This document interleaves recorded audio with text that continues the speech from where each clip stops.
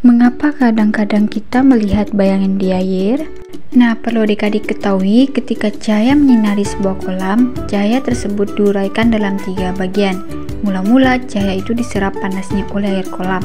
Nah, sebagian cahaya yang diserap menembus air dan sebagian lainnya dipantulkan kembali. Peristiwa ini disebut pembiasan cahaya. Akhirnya, sebagian cahaya yang dipantulkan oleh permukaan air menyebabkan air kolam menjadi seperti cermin. Nah, air kolam yang bersih dan bening memungkinkan kita untuk melihat pantulan secara lebih jelas. Apakah air itu? Nah, adik-adik, perlu adik-adik ketahui, sebagian besar tubuh kita ini terdiri dari air loh. Nah, tanpa air, kita tidak dapat hidup.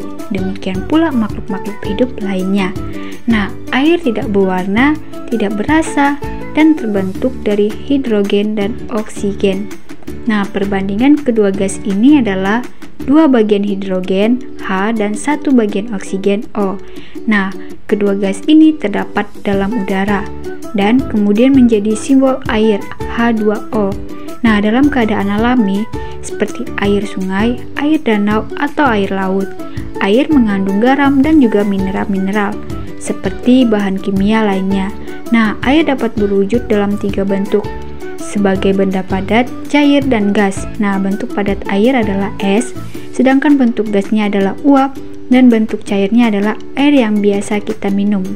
Bagaimana air terjun terbentuk? Nah, adik-adik, sungai mengalir mencari jalannya sendiri menuju laut. Dalam perjalanannya, sungai melintasi daerah pedalaman yang terdiri dari bukit-bukit dan gunung-gunung tempat mata airnya keluar.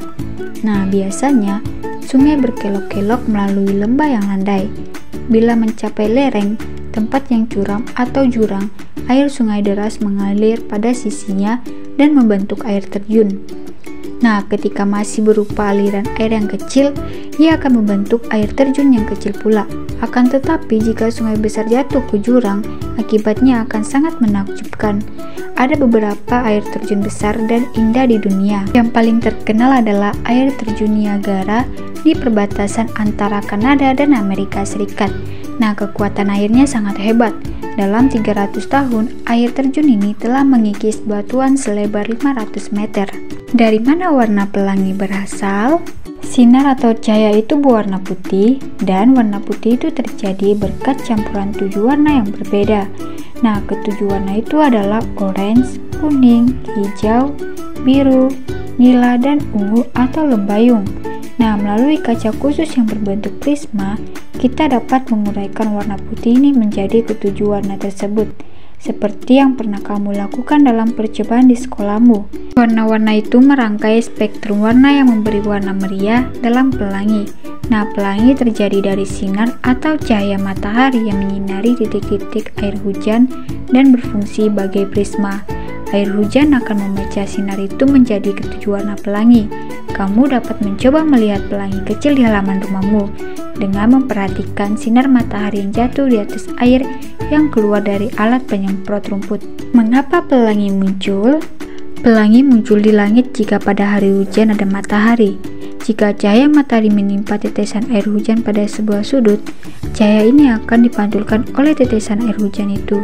Hal ini menyebabkan cahaya putih dari matahari diuraikan menjadi 7 warna yang cantik. Warna-warna ini membentuk lengkungan yang kita lihat sebagai pelangi. Nah, warna-warna pelangi adalah merah, orange, kuning, hijau, biru, nila, dan ungu.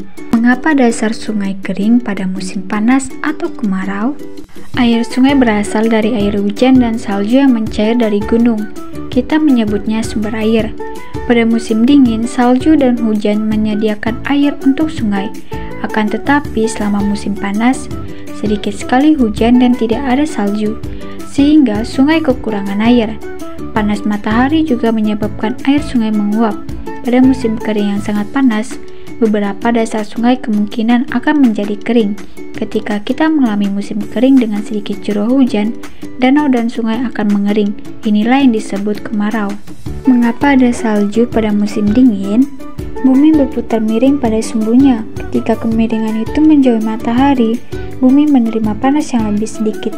Pada saat itulah musim dingin terjadi. Suhunya sangat dingin. Ketika suhu sangat dingin, tetesan-tetesan air hujan membeku dan membentuk kristal-kristal kecil.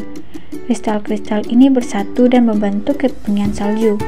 Kemudian jatuh ke tanah tanpa meleleh. Kemudian kepingan-kepingan salju itu bertumpuk dan membentuk zat yang sangat padat.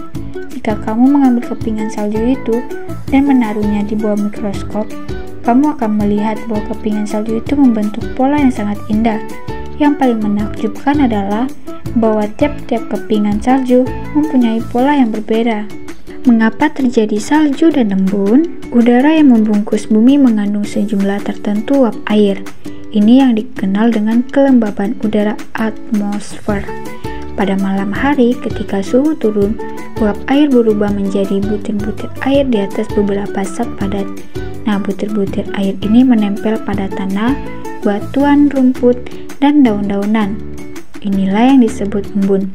Bila engkau berjalan-jalan pada pagi hari, engkau akan menemukan bahwa rumput sangat basah oleh embun. Pada musim dingin, ketika suhu sangat merendah, uap air ini mencair kemudian membeku. Nah, cairan ini membentuk kristal-kristal yang sangat kecil yang kita sebut salju. Pada pagi hari yang dingin, kamu akan melihat salju terhampar di atas tanah, pagar, dan di atas mobil. Apakah gunung es itu?